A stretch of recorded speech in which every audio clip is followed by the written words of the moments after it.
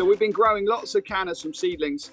We literally just got a file, and because it hurts your fingers after a couple, we had a little set of tin snips, and we were just, you know, rubbing away at the file until you can just see the little bit of white in the embryo of the seed, because the Indian shot plant is a sort of one of their common names. And that physical coating on the seed is incredibly strong. So it takes a long time to soften if you just plant them into compost. So we put them in a bag with damp compost and a bit of vermiculite, and then we pop them on a little tray on top of a radiator in February to get them to kickstart into growth. Are you going to take us on a tour now?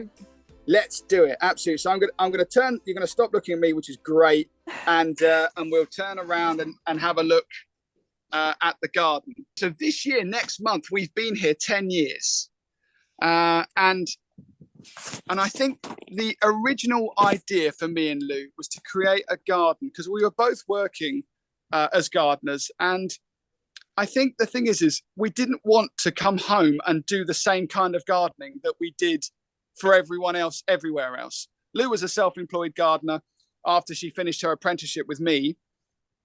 So she was in multiple customers' gardens, but often it's a similar style. It's hard trying to talk customers, unless you find the right ones, into going for something a bit more exotic or a bit more challenging.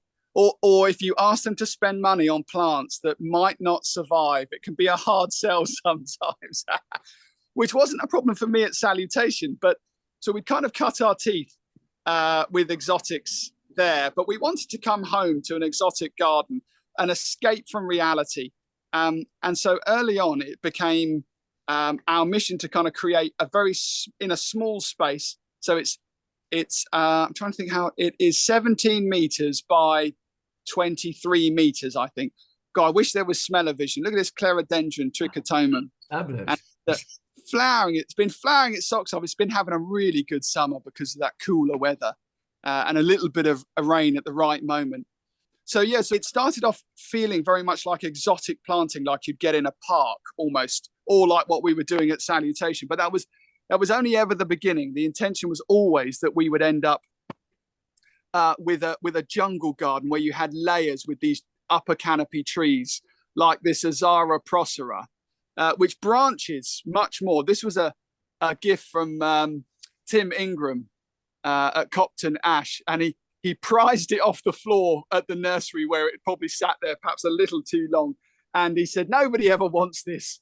He said, so take it, and gave it to us. So an evergreen small tree, beautiful branching frame now, you know, and we've got a lot of evergreens in the garden. So we've actually got a really sheltered garden now, even in the winter, which of course now suits the exotics perfectly. So we've got a deck at the very back of the garden. Oh, there's the hot tub, because it's a party garden, of course. Plenty of places to sit when they're not covered in succulents. And a little, this was a friend gave this to us, a little railway bench.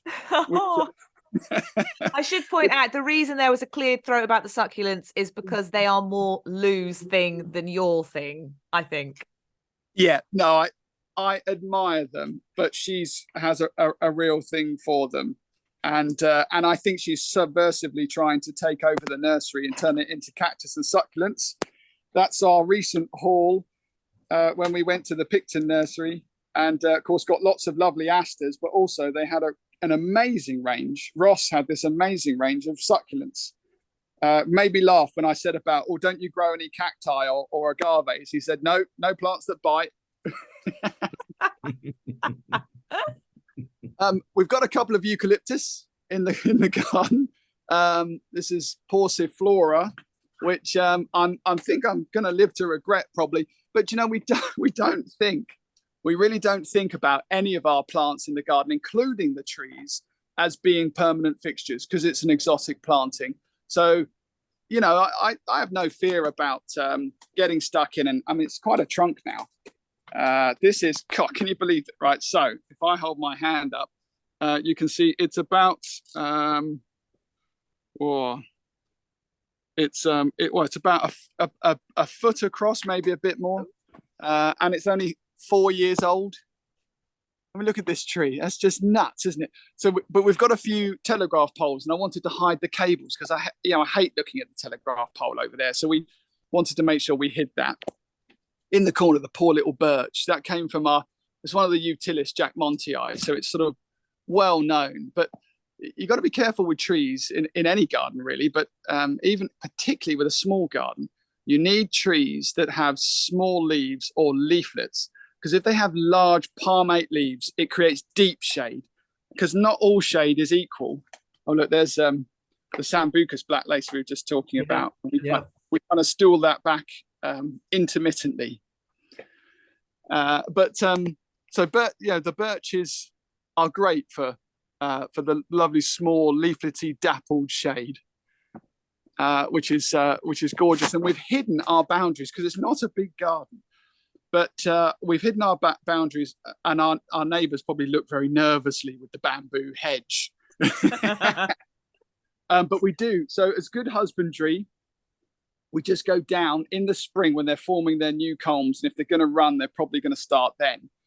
Is that we just pop down the back against the fence and just sever anything that looks like it's heading for the neighbour's garden, just to be a good neighbour. Because otherwise you can have angry neighbours on your doorstep. There must be so many people who think, why can't we live next door to someone like Steve and Lou? Yeah, do you know? Well, and it's probably equally as many people that go, oh my God, I don't want to live next door to Steve and Lou. But at least at least your bamboos don't go rampaging. No, we look after them very carefully. Because we are aware that it's not a big garden and we share our space with neighbours very close to us. And actually part of the thing about the bamboos, because after water, bamboo is one of the best things for diffusing noise from roads. And we've got a little lane behind us, which isn't normally very busy, except for today, of course, because that's just typical, isn't it? And you can see also our neighbour's house. You can just see it if I lift the camera high. It's a bit of a monolith next door. Lovely neighbours we've got on both sides, both of whom probably think we're utterly bonkers for our love of plants. Next door, on this side, there is no plants in the garden, just a lawn, just grass. There is nothing.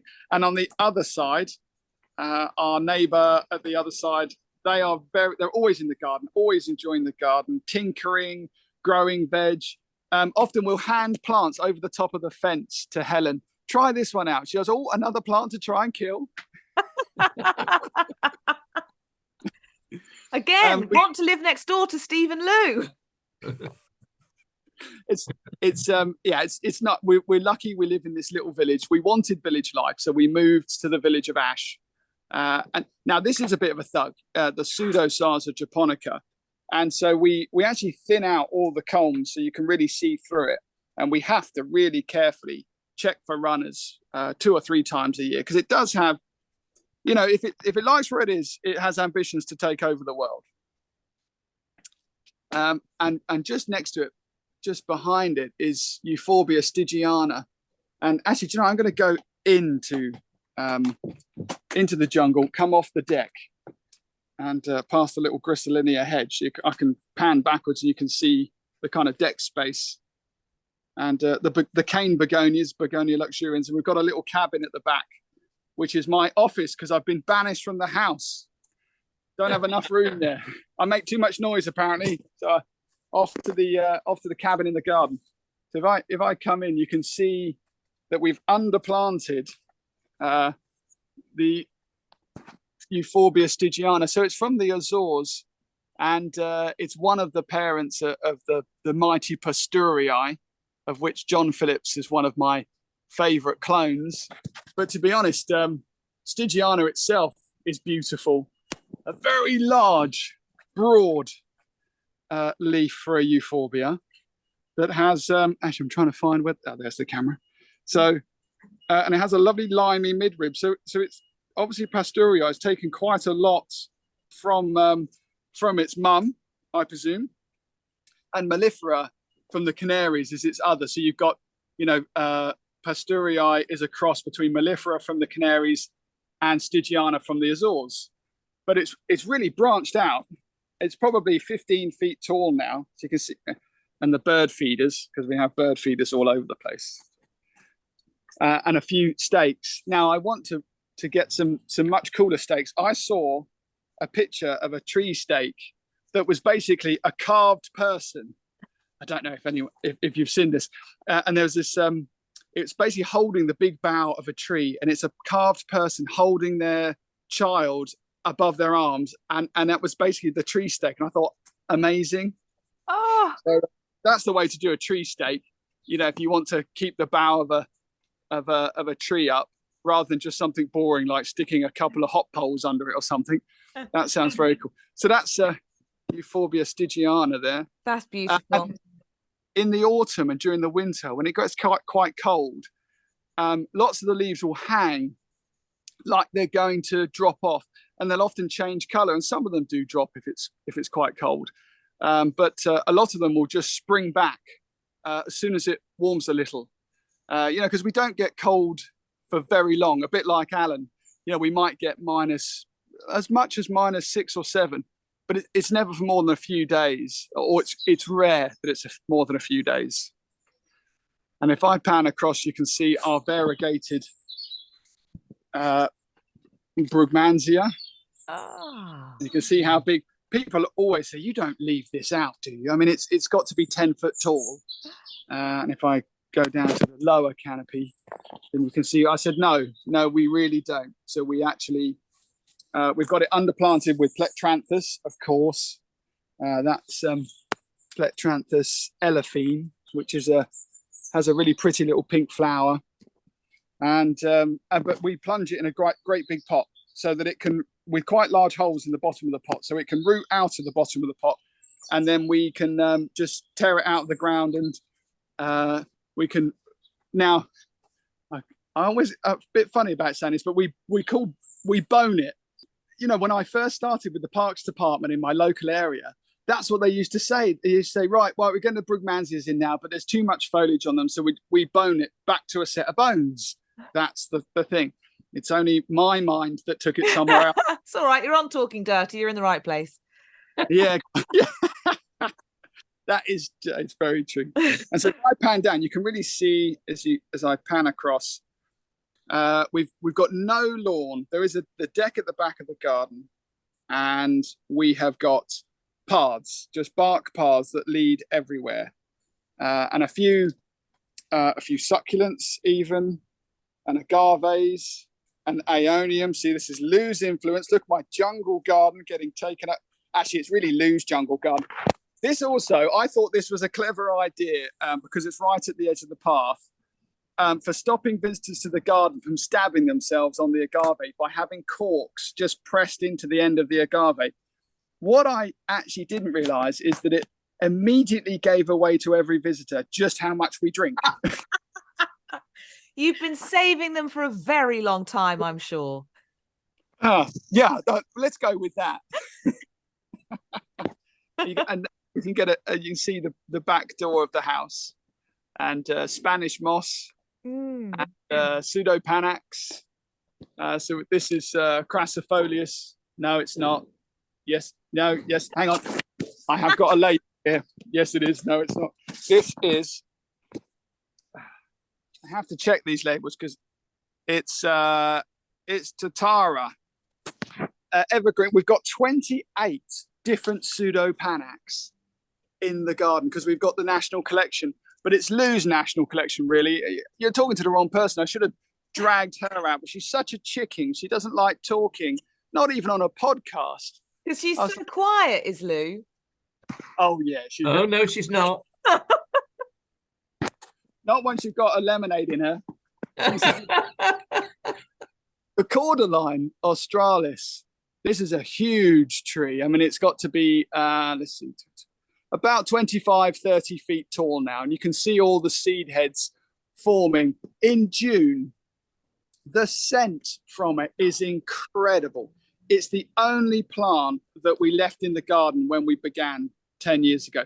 We basically came in with a digger and we just destroyed the place because we wanted to extend the house. The house was tiny. It was a little cottage, 2 up, 2 down on a small detached plot, but very modest. But we needed to extend it for family life. And so the only thing we left was this cordyline. And the scent is incredible in June, which was a real surprise to me, because although, you sort of, I think because it's such a small area, they are scented, but because it's captured into this area in June, you come out the back door and it just hits you like somebody's been spraying perfume all over the plants everywhere you go in the garden. And then the thing that surprised me even more, because it's a plant that's done to death. You see it everywhere, but it's evergreen. And then these seed heads, the starlings, come in great big gangs and absolutely destroy all the seeds. They take every one of them in the autumn. They gobble them all up. They're amazing. They make so much noise doing it as well. Back to your wildlife friendly garden. Yeah. Oh yeah. Yeah, well, that's it. So if you give animals, insects, invertebrates, whatever it is, if you give them food and you give them water, you give them shelter, you've got the three main elements that everything in life needs. That's the first Dahlia. This is quite a dark spot, so it's a bit shy about its flowering, but that's bright eyes. So it's quite a stemmy, quite a leggy Dahlia, small leaves, which I quite like, and a single flower, and Salvia Amistad. And actually, you can see actually we've got things like capsid bug and a bit of thrip, and there's a bit of all sorts of things like that. We don't worry about these things too much because we won't use any insecticides. We'll use organic insecticides, or we'll look at some sort of way of controlling them naturally. Integrated pest management stuff, as they say. But we don't have any desire to spray anything, if I'm honest. And if a plant is continuously attacked, we just stop growing the plant because there's loads of other plants that do the same job or a similar job. Lots of gingers. This one's got a lovely arch and a really dark purple stem. Well, it's difficult. It's got the light against it, but Hedychium, this one's rubrum. We went to see Andrew Gaunt, who's the national collection holder of Hedychium, and he was brilliant. I mean, as we went round and we were saying, "Oh, that's lovely," he'd be like, "Hang on a minute." He jumps into the giant pot, severed a whole chunk off with a spade, and then just puts it in a bag and hands it to you. So incredibly kind. That's gardeners for you as well, isn't it? Yeah, they just want to share their love of things. So Hedychiums, or gingers, Steve, they're one of those plants that are, I think, vastly underestimated in gardens at the moment. And we've at East Rusnell Vicarage, together with the RHS and with Andrew Gaunt, we're actually doing a 3-year trial of Hedychium starting next year. Because I think one of the things that people don't realise is that they're a lot more hardy than perhaps lots of gardeners realise. And there's two requirements. One is dryness in the winter. The other is wet while I'm growing. Yeah, I know you're doing the trial actually, Alan, because I think Lou is going to be on the trial forum. Great.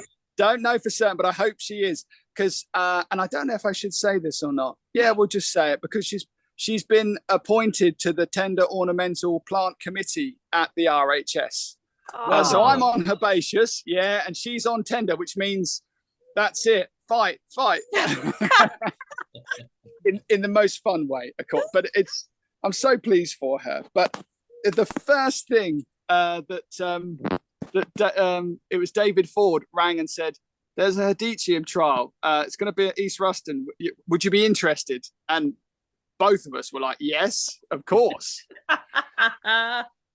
So I'm hoping she'll be a member of that forum, because we find them a fascinating group of plants. Yeah, they're brilliant. We grow loads of them, and you're quite right. They're much hardier than people give them credit for, and I love the succession that they offer, because they often don't even appear out of the ground until June, and so they're a great follow-on plant. You can have so much happening underneath them during the spring, in any way you want, really. We used to use them in our traditional cottage garden borders, and so there'd be a whole myriad of spring cottage garden flowers doing their thing all the way up until kind of May, and then suddenly in June these stems would just rocket out of the ground, and by September huge flowers, and it looks all exotic. A completely different feel. I was just looking at some of these bananas. We've got some, this is just Musa Bijou, and I'll show you Sycamensis in a minute. But we've also got one called Montballardii, which has a much more upright leaf. And I'm going to turn the other way so we can see it. Here we go. So the leaf is unlike the Ventricosum morellii that you see a lot, which is much more paddle shaped, broader and a bit shorter. Montballardii is incredibly long, and the stems are vertical almost. You get the odd one that pops out, but if I'm just trying to back up a bit. Here we go. Oh yeah, you can get a better view of it from there. And so it's great as a punctuation mark. And a really old-fashioned cultivar from the 20s. You just don't see it around very often. Yeah, it's got an air of the 20s about it. Yeah. Yeah, quite. Yeah. Look at this Canna, isn't this gorgeous? I love Iridiflora emanii. It's a sterile clone. God, it's absolutely beautiful. There are so few Cannas that have big arching drooping flowers. And again, paddle-like leaves, huge green paddle-like leaves.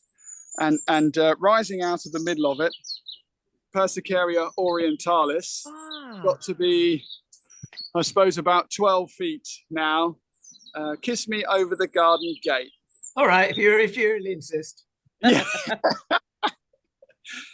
It's the most amazing pink flower. Yeah, I love it, and their seed as well. Actually, the seed is so easy to collect. It's a lovely thing. I just and nobody believes you when we have open days. So we're open for the National Garden Scheme. Our last day of the year is next Sunday, and nobody believes you that is all 1 year's growth. Yeah. When they're looking at a plant 12 feet up in the air.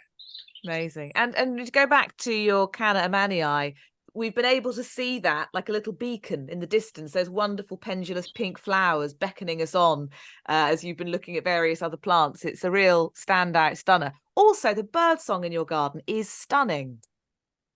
You know, we do have a lot of birds because we're quite lucky down on this East Kent coast anyway, because we get lots of migrating birds using the mudflats all around us. But actually, we've got a lot of birds that live here. And one of the places I'll take you to and show you where they live is their high-rise block of flats.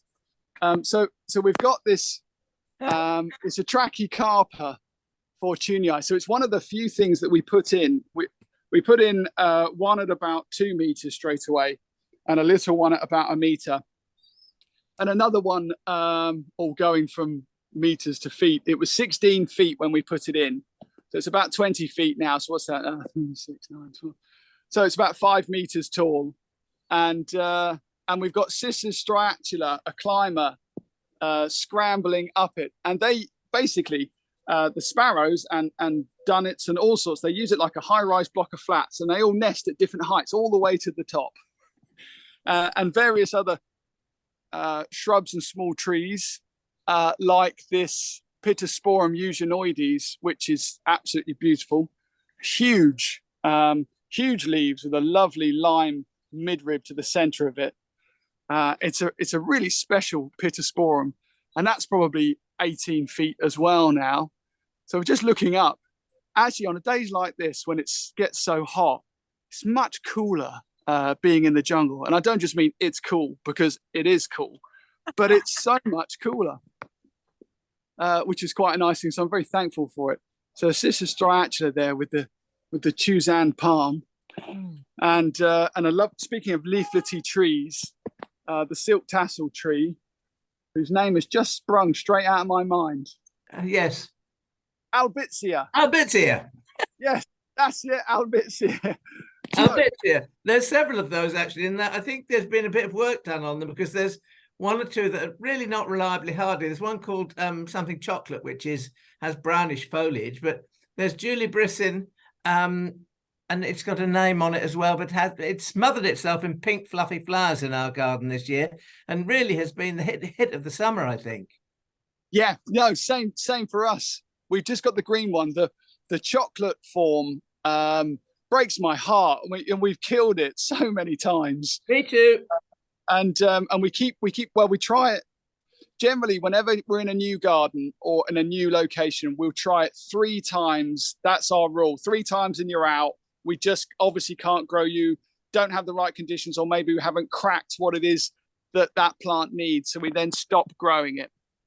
But for my bedroom window, which is so the barn end, just to the left of the picture, that's our bedroom. And then just to the right, that's my bathroom window. And so when I'm brushing my teeth every morning, I look out onto thousands, what seems like hundreds or thousands of pink silk tassel flowers. In fact, there are still a few up there. But now the tree is so big, you can really only appreciate it in the same way for flowering from my bedroom window, which of course, Alan, you're welcome anytime, but, but I'm not letting everybody from the National Garden Scheme go into my bedroom just to look out of my bathroom window at the flowers. Meanie. So I'm going to pop down. So I wanted to show you our the sort of the buffer zone, we call it. So if I turn around here, so we've got a patio again. So we've got bifold and trifold doors. It's a modern extension. It's what we could afford, but it's okay. We quite like it. But the thing about the great big windows is that the floor to ceiling doors that do also open, you connect with the garden immediately, but it doesn't feel claustrophobic. Not to me, because we've got a patio which is about about 3 and a bit meters across, for ferrying backwards and forwards. You've got to get in and out of your garden. But we also have 2 small ponds that we put into the patio. Which, how many people fall in those? Well, we do have to station somebody, because people, they come in and they're often so busy looking up at the jungle garden, and they walk around the corner and then they almost fall in. So we station somebody right by the ponds. Helen Yem, when she visited a few years ago, or several years ago now, I had to scoop her into my arms because I thought she was going to fall in the pond, and she coined them her suicide ponds, because because she said, oh, that's a man trap if I've ever seen one. And she said, oh, I nearly lost my life in that pond. So that's it. Ever since then, they were the suicide ponds. But it's not so much people as it is cats. Because we're in a village, and lots of neighbours, and you get quite a few local cats that love to come hunting through this jungle, as you can imagine, and you hear them scrapping, and you come to the back door, but actually all you actually see is a trail of water heading away from one of the ponds, where they're fighting, and one of them leaps backwards, they fall into the water. That happens very regularly. They're great though, and brilliant use of space. I am distracted by the fern over to the left of the picture. Oh, this guy, a polysticum. It's just a polysticum certiferum, the shield fern. And because down here in our sunny East Kent, huge light level, really high UV, we have to be so careful how we use ferns or anything shade loving. This does give us a wonderful little spot that's shady and cool. There's Hackana cloa down there. That's one called Green Hills, which is beautiful, with the Fatsia polycarpa, and Pseudopanax, Persicaria, and this is Ballet, Virginiana Ballet, because that's one of our other national collections, is the Persicaria virginianas. And then you have wonderful. So I have to say, for a long time, I didn't like fuchsias, and I wouldn't go near them because it's all those over-bloated, hideous cultivars that are around. Oh, I couldn't bear them. Too much reminiscent of my childhood. Yeah. But then I realised species fuchsias, unreal. This is Hatchbackii. And so actually, it's sometimes it's just finding plants within a genus that you like to look at. And I just think, wowzers, look at those. I mean, it was unfair of me to label every fuchsia as a bad plant. But I did for a while. I guess it's probably the same with the Japanese maples. What's the point in having a mind if you can't change it? But it's a bit like a gear stick. Exactly, yeah. So yeah, we've embraced a few. I mean, that's from Brazil, and that's in shade. That hatchbacki. I know it sort of looks like it would almost be evergreen, but it's not, and it never is. And sometimes it even gets beaten back quite hard. But we've never lost it. In a couple of locations, we've used it. And in a garden like yours, I mean, you've mentioned a few of the evergreens as we've walked through, but kind of what would be your top evergreen plants if someone is looking to introduce more of the jungle look to their garden, but they don't want it to all be things that will disappear? Oh God. So, you've got to start with the basic and the simple stuff, like, for instance, the cordyline australis. I know it's done and it's almost a bit boring, but if you try and put in things like Fatsia polycarpa, it will frazzle. For me, in our high light levels, you couldn't grow this in full sun. You can already see where some of the leaves are curling at the top, where it's actually taken too much sun and it's in part shade. So some of the evergreens that I'd start with are things like cordylines, things like trachycarpa, things like pittosporums, like the eugeneoides. But also, if we pan across and you can sort of look through the gap. Oh no, that's Solanum. You can actually see there. It's very Jurassic-looking tree. That's a Cryptomeria japonica. That's raisin. What I'll do is I'll walk round and show it to you, because that's an amazing conifer.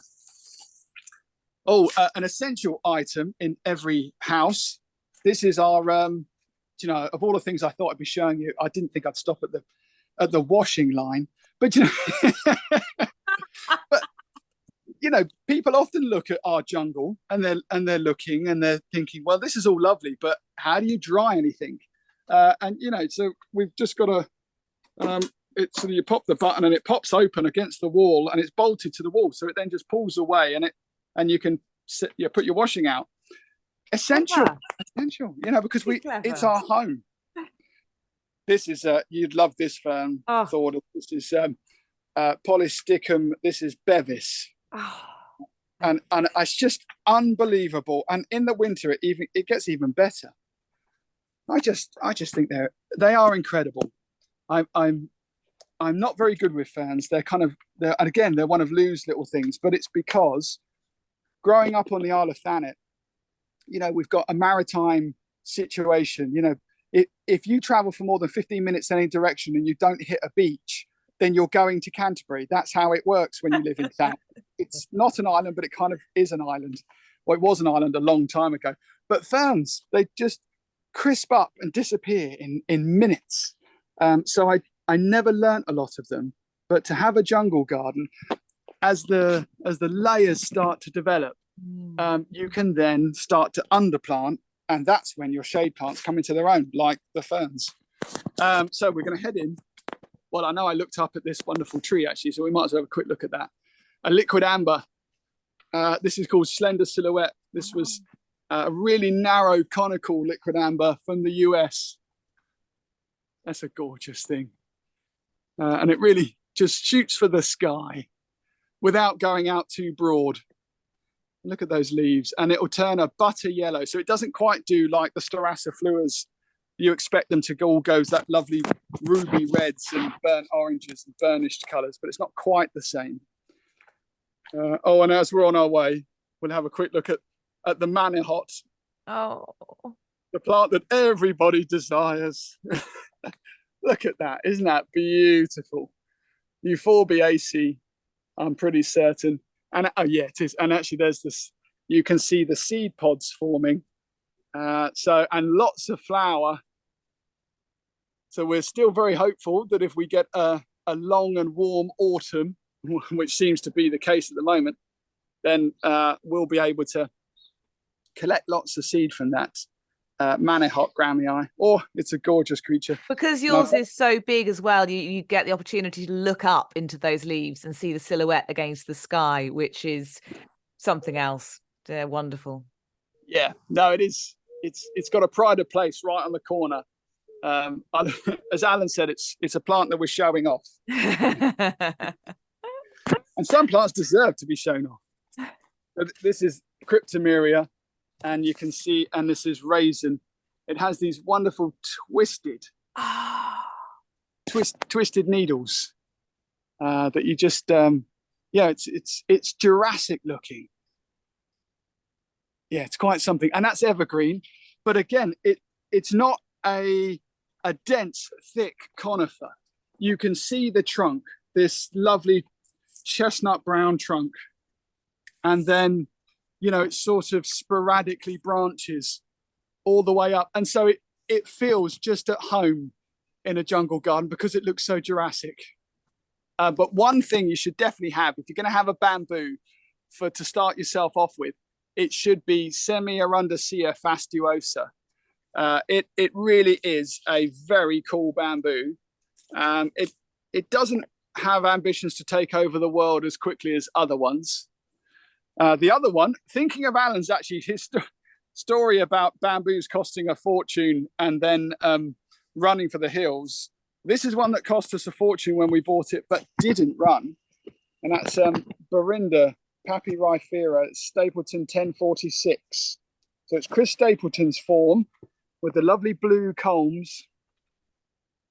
And it's about, so we bought a plant for about £100, and it was in a 5-litre pot. And that was 10 years ago. And I was thinking, oh God, that's quite a bit of money for a bamboo. And it wasn't even a guarantee that it was hardy enough to survive. So that's very cool. That's a bamboo for a special garden with those lovely blue culms. Oh, that is beautiful. And I think, did we see a little kind of, a little snippet there of your prop house, which... Yeah, we've got 2 houses, and one of them with this tree tomato in front of it. Can you see the tomatoes hanging? And potato. This is the hardier species, so it's not the Potassium species that you see. It's Corymbosa, so it's a slightly smaller leaf. But this even went through the beast from the east. Just love the fruits and the flowers together. Everyone asks what this is. It's been in situ now for about 6-7 years. I can only imagine if you came for a walk around your garden, Steve, you'd need an entire notebook. I mean, Alan, how many pages have you used up writing down plants? Well, I've condensed my writing because I knew that it was going to be one of those days where I use an awful lot of paper. So I've condensed my writing to 1.5 pages, but it is foolscap. And I'm now in filling. So I just hope that I will be able to make sense of it. But yes, I think can we come back, Steve, so that we can look at more and really focus in on the glass houses? And I mean, there is just so much to see here, and I can hear the baby sort of mewling outside, so I feel like my time is probably limited. But let's then we can show you the hydropod and the vitapod, and look, the Sparmannia variegata. Lovely. Yeah, I think what we need is a whole video dedicated to what's going on under glass in your garden. I mean, it really does prove what you can do if you utilize every inch of space effectively in a smallish plot, because I mean, there are gardens which are much, much bigger than yours and have much less to pore over and get excited about. Oh. We have 2 10-by-10 greenhouses effectively. There's always a spot for a gin and tonic in the evening while we're just doing a little tinkering. We love tinkering. Early evening. I have to say, me and Lou, I can't remember. It's probably April the last time we sat down on the living room sofa, because it's the summer. Why wouldn't you want to be outside? Exactly. Particularly when you've got so much to look at. And if we do move towards the FLOMO section of the podcast, that kind of fear of missing out you get about a flower or a plant, I came into this with something completely different just because I'd been to the Cambridge University Botanic Garden, but I am now absolutely sort of drowning in jungly plants that I want, and I will probably, most of the plant list for this episode will become Flomo. Just to quickly float, the one that I saw at the Cambridge Botanics was Eryngium creticum, a lovely sort of half-metre tall sea holly smothered in beautiful blue little prickly flowers with blue stems, which I would love to try if I have the drainage for it. Also, I saw on your Instagram a little while back, Steve, a plant you tried at Chelsea, I think, what was it called? Tinantia? Tinantia fringlia. A Tradescantia relative from Mexico. Really, really surprisingly hardy, and it self-seeds. It's amazing. I love it. Really mottled, sort of splotchy leaves. That's it. Sort of grey-green leaf with the little purple blotching through it, and then your very typical lavender kind of Tradescantia flower. It looked really interesting. So that's what I came into this podcast Flomoing over. Now my mind is sort of blown by so many other plants. Alan, what are you sort of picking out from what we have seen today? Well, several, but I mean, I'm only going to pick one because I think it'd be selfish, and we've gone on and baby's crying. So isn't it a wonderful excuse to have thoughts? I tell you. It's a wonderful excuse when you want to escape, when you want to carry on talking about plants. Well, first of all, I'd like to thank Steve for this wonderful tour, and I love the way you've masterminded your laptop around and given us this fantastic tour. I'd like to have the whole of your garden. I'm Flomoing for the whole lot of it, but out of all the plants that you showed us, I'm going to pick just one. I'm not going to be too selfish, although secretly I am really. It is Cuphea, and I couldn't tell whether you said David Verity or Berity. Verity, yes. Yeah, with a V. Yep. I thought that was a stunning plant, and that is really on my wish list, and I would love to find it, and I'm going to do my utmost to look it up as soon as I say goodbye to you. Before we say goodbye, though, what was the plant that with the variegated leaves down there that you just showed us before you settled on this gorgeous shot? Yes. Oh, Persicaria. It's Virginiana, and it's just variegata. Ah. So, because I think the painter's palette gets all the kind of annoy, you see it around a lot, but just the normal variegated form is so striking. It has really good depth to it. Yeah, I love it. I absolutely love it. It's much better than painter's palette in my view. There we go. I'm glad I asked. Brilliant. Steve, I can't wait until we can come back and take a look at what you've got going on under glass. We need to visit the land. There are hours more to spend in your company recording podcasts. But for the time being, thank you so much for this, though. What a wonderful, inspiring time. You're very welcome. It's been a pleasure to see you both. And can you give our love to Lou as well? And please tell her that we won't bite if she comes on a podcast with us to talk about some of the things that she really loves, because she's such an interesting girl and her knowledge is fantastic. So, big her up a little bit. Yeah. I think that's what we need. We need Lou involved with the greenhouse chat, because, she's an excellent propagator and lots of things. It really is a his and hers greenhouse. And the nicer of the two greenhouses we went in last, that's Lou's greenhouse. That's full of lovely things. Well, I cannot wait. Lou, if you're listening to this, we want to see you next time. Until then, though, thank you very much, Steve. Good luck with everything. Good luck with, getting to a part of the season where you can actually sit down and put your feet up for a moment, because I know that's probably been a long time coming. But until next time, happy gardening, everybody. Happy gardening, everybody. Bye-bye. Happy gardening. Thank you, guys. I'm just going to see if Dahlia can get Little Man, because my alocasia leaf is gradually losing segments. Oh, no. Hello and welcome to episode 111 of Talking Dirty. I have got the screen set up wrong. I've just realised I've got Alan's not in the right place. This is not going to work if I haven't got Alan over there so I can point at him, and I can't there. Oh, no. I don't know if anyone else's screen is moving, but mine is, and it's not working. I'm where I normally am on mine. Oh, there we go. I've done it. I have to go from the... I knew... I could just tell there was something wrong, but I couldn't work out what was wrong. Then I did. Right. Again. Take two. Hey. It was just sprung straight out of my mind. Help me out, Alan. Oh. And you know, if you've got, oh, sorry about that. You know, the biggest truck in the world going past.